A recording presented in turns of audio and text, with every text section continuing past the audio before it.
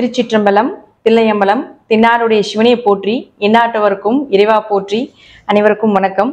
நாம் இன்னைக்கு நம்மளுடைய சேனலை பார்க்கக்கூடிய பதிவு என்னன்னு பார்த்துட்டிங்கன்னா மே மாத பலன்களை பற்றி தான் பார்க்க போகிறோம். அதற்கு முன்னாடி நம்மளுடைய சேனலையும் சப்ஸ்கிரைப் பண்ணிக்கோங்க. பெல் பட்டனில் ஆல் அப்படின்னு சொல்லக்கூடிய பட்டனையும் கிளிக் பண்ணிக்கோங்க. இந்த மாதம் பார்த்துட்டிங்கன்னா குரு பகவான் மே மாதம் 1ஆம் தேதி மேஷ ராசியிலிருந்து ரிஷப ராசிக்கு பயிற்சி ஆகிறார். இது மிகப்பெரிய யோகத்தை கொடுக்கக்கூடிய ஒரு பயிற்சி.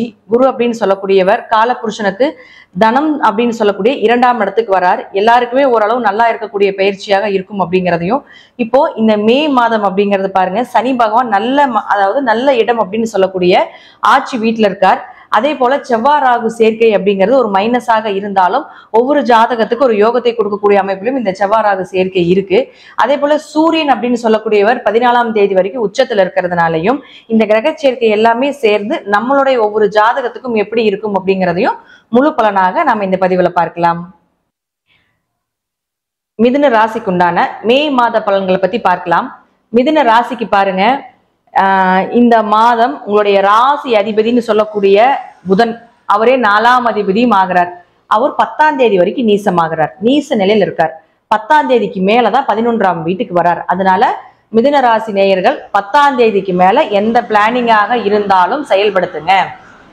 அதே போல 10ஆம் தேதி வரைக்கும் உங்களுக்கு ஆரோக்கியம் சார்ந்த விஷயங்கள் உண்டு, அம்மா சார்ந்த பிரச்சனைகள் உண்டு, வீடு வண்டி வாகனங்கள் யோகங்கள் சார்ந்த பிரச்சனைகள் உண்டு.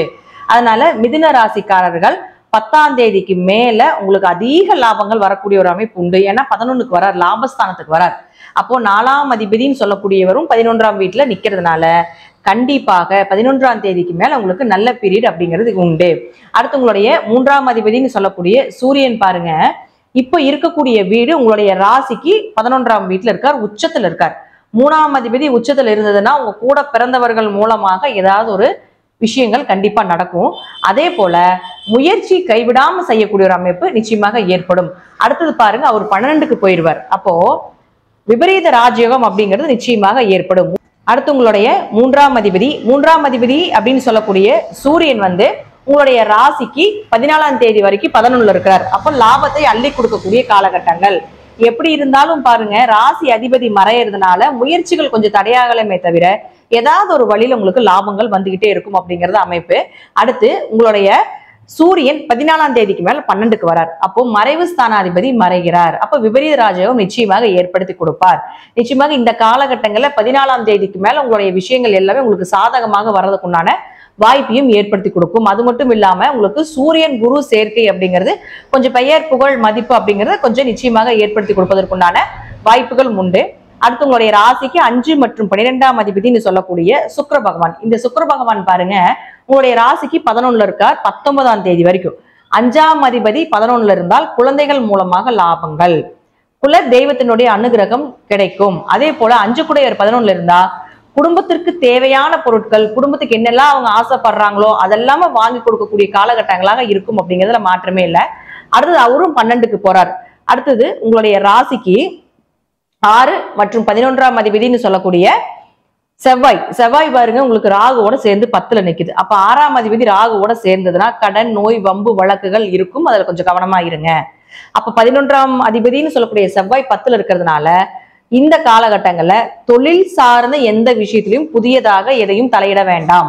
அதே போல உங்க தொழில்ல ஏதாவது ஒரு புதுசா இன்வெஸ்ட்மெண்ட் பண்றது, புதிய ப்ராடக்ட் நீங்க அறிமுகப்படுத்துறது, இது எல்லாமே இந்த காலகட்டங்களை கொஞ்சம் குறைத்துக் கொள்வது ஒரு சிறப்பான விஷயமாக இருக்கும்.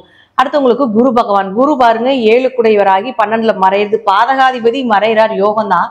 ஆனா 10ஆம் அதிபதி மறைகிறார். அப்போ இந்த மே மாதம் 1ஆம் தேதி குரு மாறுறதுனால இந்த வருடம் ஓரளவு உங்களுக்கு பெருசா எதுவும் பண்ணாதீங்க, நார்மலா பண்ணிட்டு இருங்க. என்ன இருக்கோ அதை மட்டும் கொண்டு போயிட்டு இருங்க. ஏன்னா 12ல குரு மறைஞ்சா ஆன்மீக செலவு நிறைய பண்ணுவீங்க, கோவில் தீர்த்த யாத்திரைகள் நிறைய போறதுக்கு உண்டான வாய்ப்புகள் உண்டு அப்படிங்கிறத காட்டுது. அப்போ இந்த மாதம் மிதுன ராசியை பொறுத்த வரைக்கும் பார்த்துட்டீங்கன்னா கொஞ்சம் ஒரு 50% தான் நல்லா இருக்கிறதுக்கு உண்டான வாய்ப்புகள் உண்டு. பெரியதாக புதியதாக எதையும் செய்ய வேண்டாம். என்ன இருக்கோ அது மட்டும் நார்மலா கொண்டு போய்க்கோங்க. ஒரே ஒரு பிளஸ் என்னன்னு பார்த்துட்டீங்கன்னா உங்களுக்கு சூரியன் உச்சமா இருக்கிறார், அதாவது 14ஆம் தேதி வரைக்கும். அது வரைக்கும் கொஞ்சம் ஏதாவது ஒரு விஷயங்கள் இருந்ததுன்னா கொஞ்சம் பார்த்து பண்ணுங்க. ஆனா இருந்தாலும் இந்த மாதம் கொஞ்சம் பொறுமையா இருக்கிறது பெஸ்ட் அப்படிங்கிறது தான் உண்மை. நன்றி. மீண்டும் ஒரு நல்ல பதிவுல சந்திக்கலாம். திருச்சிற்றம்பலம் தில்லையம்பலம் ஸ்ரீ நரசிம்ம தொழிலே சரணம்.